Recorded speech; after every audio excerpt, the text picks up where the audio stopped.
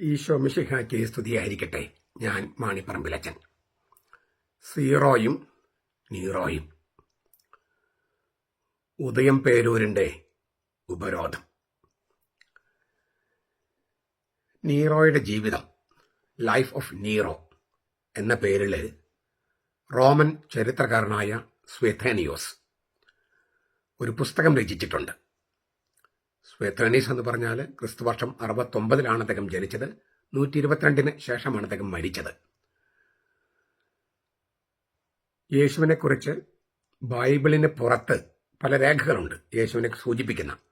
അതിൽ ഒരു ചരിത്ര രേഖയാണ് ഈ സ്വെഥേനീസിന്റെ രചന.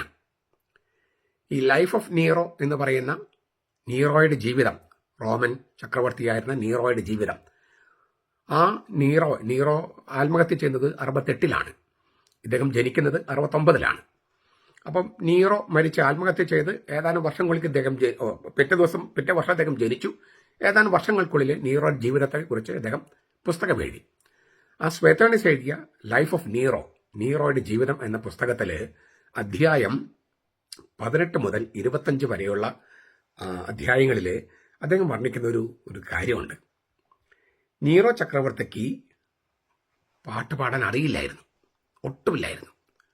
നമുക്കറിയാലോ, സംഗീതം, കല എന്നൊക്കെ പറയുന്നത് ഒരു ജന്മവാസനയാണ്, ഒരു സിദ്ധിയാണത്, കരിസ്മ. പക്ഷെ അദ്ദേഹത്തിന് അത് ദൈവം കൊടുത്തിട്ടില്ല പാട്ട് പാടാൻ. പക്ഷെ താൻ വലിയ പാട്ടുകാരനാണെന്നാണ് അദ്ദേഹത്തിൻ്റെ വിചാരം. അതങ്ങനെ വിചാരിക്കുക മാത്രമല്ല, അത് വളരെ ഗൗരവമായിട്ട് വിചാരിച്ച് പല ഉപകരണങ്ങളും പഠിക്കാൻ തുടങ്ങി.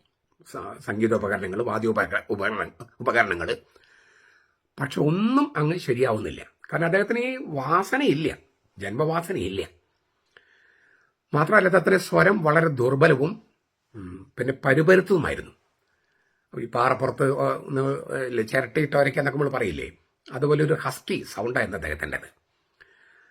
എന്നിട്ടും താൻ ഒരു പാട്ടുകാരനാണ്, സംഗീതജ്ഞനാണ്, വാദ്യോപകരണങ്ങൾക്ക് വായിക്കാൻ അറിയുന്നവനാണ് എന്നെല്ലാം നാട്ടുകാരെ ബോധ്യപ്പെടുത്താൻ വേണ്ടി പബ്ലിക് പെർഫോമൻസ് നടത്തും. തിയേറ്ററുകളിൽ, വലിയ തിയേറ്ററുകളിൽ പുള്ളി പോയിട്ട് ഇങ്ങനെ വാദ്യം വായിച്ച് പാട്ട് പാടും. ദിവസങ്ങളോളം എടുക്കും പാട്ട് പാടലൊക്കെ. പബ്ലിക് പെർഫോമൻസ് ആണ്. പട്ടാളക്കാരാണ് മുഖ്യമായും ശ്രോതാക്കൾ. ഓരോ പാട്ട് കഴിയുമ്പോഴും ഇത്ര നേരം കൈയടിക്കണമെന്നൊക്കെ ഈ നീറോ സീസർ കൽപ്പിച്ചിട്ടുണ്ട്. രാജാവിൻ്റെ കൽപ്പനയാണ്. ലംഘിച്ച കഴുത്തിന് മുകളിൽ തലയുണ്ടാവില്ല. തല കഴുത്തിന് മുകളിൽ ഇരിക്കില്ല, വേറെ എവിടെയെങ്കിലും ഇരിക്കും. ഇറങ്ങിപ്പോകാൻ പറ്റുമോ? ഇറങ്ങിപ്പോകാൻ പറ്റില്ല. ഇറങ്ങിപ്പോകുന്നവർ അന്നേരം കൊന്നു കളയും. അതുകൊണ്ട് ചില പട്ടാളക്കാരൊക്കെ ഇങ്ങനെ പാട്ട് കേട്ട് ചത്തു വീഴുന്നിട്ട് അഭിനയിക്കും. അപ്പോൾ അവരെ പരിചാരകന്മാരെ തൂക്കിയെടുത്ത് വെളിയിൽ കൊണ്ടുപോകും. പരിചാരകന്മാർക്കും അതൊരു ഒരു ആശ്വാസമായിരുന്നു. ഈ തിയേറ്ററിൽ പാട്ട് പാടുകയും ഇല്ലേ, പാട്ട് കച്ചേരിയാണ്. ഈ പാട്ട് കച്ചേരി നടത്തുമ്പോൾ തിയേറ്റർ മൊത്തം അടച്ചിടും. തുടർച്ചയായി വളരെ ദിവസങ്ങൾ, ചിലപ്പോൾ ആഴ്ചകൾ നീണ്ടുപോകും. അങ്ങനെ നീറോ പാടിയിരുന്നത് കൊണ്ട് ചില സ്ത്രീകൾ, ഗർഭിണികളായ ചില സ്ത്രീകൾ തിയേറ്ററിനകത്ത് തന്നെ പ്രസവിച്ചിരുന്നു. ഇത് ലൈഫ് ഓഫ് നീറോ എന്ന പുസ്തകത്തിനകത്ത് സ്വെഥേനീസ് എഴുതിയിരിക്കുന്നതാണ്. നിങ്ങൾക്ക് സംശയമുണ്ടെങ്കിൽ അധ്യായം 18 മുതൽ വായിച്ചു നോക്കാം. ഈ പുസ്തകത്തിനകത്ത് പ്രാചീന പുസ്തകമാണ്. നീറോയെ പോലുള്ള ഒരു ഭരണാധികാരിയുടെ കീഴിലാണ് നാം ഇപ്പോൾ. പരമോന്നത കോടതി, സുപ്രീം കോടതി, അപ്പസ്തോലിക് സിഞ്ഞത്തൂറ, അതിൻ്റെ അനുവാദമില്ലാതെ ഒരു രൂപതയിലോ അതിരൂപതയിലോ ഒരു സ്പെഷ്യൽ ട്രിബ്യൂണലിന് രൂപം കൊടുക്കാൻ പാടില്ലത്രേ. നിയമപ്രകാരം അനുവാദം കിട്ടിയിട്ട് വേണം ചെയ്യാൻ. പക്ഷെ നീറോ അതൊന്നും നോക്കിയില്ല, കാര്യമാക്കിയില്ല. അല്ലെങ്കിലും നിയമം അനുസരിച്ചല്ലല്ലോ നീറോ കാര്യങ്ങൾ നടപ്പിലാക്കുന്നത്. പുര കത്തുമ്പോൾ വീണ വായിക്കുന്ന ശീലമുള്ള നമ്മുടെ നീറോ സ്വന്തം കൽപ്പനകൾ, താൻ പുറപ്പെടുവിച്ച കൽപ്പനകൾ തന്നെ ലംഘിക്കാനുള്ള അനുവാദം തേടി വിജാതീയ കോടതികളെ കയറി ഇറങ്ങുകയാണ്. അങ്ങനെയുള്ള ഒരാള് നിയമം പാലിക്കുമോ? പരമോന്നത കോടതിയോ സുപ്രീം കോടതിയോ അപ്പസ്തോലിക് സിഞ്ഞത്തൂറിയോ ആരുടെയൊക്കെ കോടതിയാണെങ്കിലും ആ നിയമങ്ങളൊന്നും പാലിക്കാതെ തന്നെ പല കാര്യങ്ങളും ചെയ്യും. അങ്ങനെ ചെയ്യുന്ന ഒരു യുഗാന്ത കാലത്താണ് നമ്മൾ ജീവിച്ചുകൊണ്ടിരിക്കുന്നത്. ഇത് കുറ്റകരമായ അനാസ്ഥയാണോ, നിയമത്തെക്കുറിച്ചുള്ള അജ്ഞതയാണോ, അതോ മനഃപൂർവ്വം നമ്മെല്ലാം കുരങ്ങ് കളിപ്പിക്കുന്നതാണോ, കബളിപ്പിക്കുന്നതാണോ നമുക്കറിഞ്ഞുകൂടാ. പരമോന്നത നീതിപീഠം എന്ത് ചെയ്തു? പതിവ് ശൈലി പുറത്തെടുത്തു, വെച്ച് താമസിപ്പിക്കുക, സമയത്ത് ഇടപെടാതിരിക്കുക.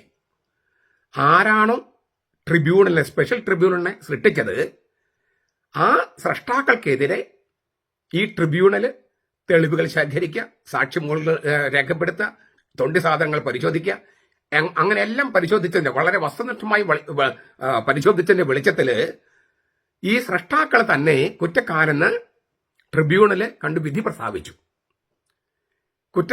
കുറ്റമെന്തെന്ന് കണ്ടെത്തി കുറ്റത്തിലുള്ള ശിക്ഷ വിധിച്ചു. അത് സംഭവിക്കുന്നത് വരെ പരമോന്നത നീതിപീഠം ഇങ്ങനെ കാത്തിരുന്നു. ഇങ്ങനെ നടക്കട്ടെ. എന്തിനാ? അങ്ങനെ നാട്ടുകാരെയും വീട്ടുകാരെയൊക്കെ ഒരു കാര്യം അറിയിച്ചു. എത്ര വലിയ പോഴന്മാരാണ് ഈ നീറോമാരായിട്ട് വാഴുന്നത് എന്ന് നാട്ടുകാരെ അറിയിച്ചു, വീട്ടുകാരെ അറിയിച്ചു. അതുവരെ പരമോന്നത നീതിപീഠം വെച്ച് താമസിപ്പിച്ചു. വീട്ടുകാരും നാട്ടുകാരും കാര്യങ്ങളെല്ലാം അറിഞ്ഞു കഴിഞ്ഞപ്പോൾ ഇപ്പൊ ഇതാ ചിലതിനെല്ലാം തടയിടാനായി പരമോന്നത നീതിപീഠം ഇറങ്ങി വന്നിരിക്കുന്നു. ഇല്ലാത്ത അധികാരം ഉപയോഗിച്ചതിനും ദുരുപയോഗം ചെയ്തതിനും നീറോമാർക്കെതിരെ പരമോന്നത കോടതി നടപടിയെടുക്കുമോ? അതോ ഇവരെല്ലാം ചേർന്ന് നടത്തുന്ന ഒരു കൂട്ടുകൃഷിയാണോ? ഇവരെല്ലാവരും ദൈവിക ന്യായാസനത്തിങ്കൽ ഒരുമിച്ച് ഹാജരാകേണ്ടി വരുമോ? നമുക്ക് കാത്തിരുന്ന് കാണാനേ പറ്റൂ. ഏതായാലും ഒരു കാര്യം ഉറപ്പാണ്, നീറോയുടെ അടച്ചിട്ട തിയേറ്റർ പോലെ തോമാക്കുന്നിൽ ഉള്ളവരെല്ലാം അവിടെ തന്നെ പ്രസവിക്കുന്നത് വരെയോ, ചത്ത പോലെ അഭിനയിച്ചു വീഴുന്നത് വരെയോ അവിടുത്തെ കൂരി എങ്ങനെ അടച്ചു പൂട്ടി കെട്ടപ്പെട്ട നിലയിലായിരിക്കും. ഇപ്പോൾ കിട്ടിയ ഒരു വാർത്ത കൂടി പങ്കുവയ്ക്കട്ടെ. ഏകീകൃത കുർബാന യാതൊരു തടസ്സവുമില്ലാതെ നടന്നുകൊണ്ടിരുന്ന ഒരു പള്ളിയായിരുന്നു ഉദയംപേരൂർ പള്ളി. സഭ കൽപ്പിച്ച, മാർപ്പാപ്പ അംഗീകരിച്ച സഭയുടെ ഏകീകൃത കുർബാന ഒരു തടസ്സവുമില്ലാതെ നടക്കുകയായിരുന്നു അവിടെ.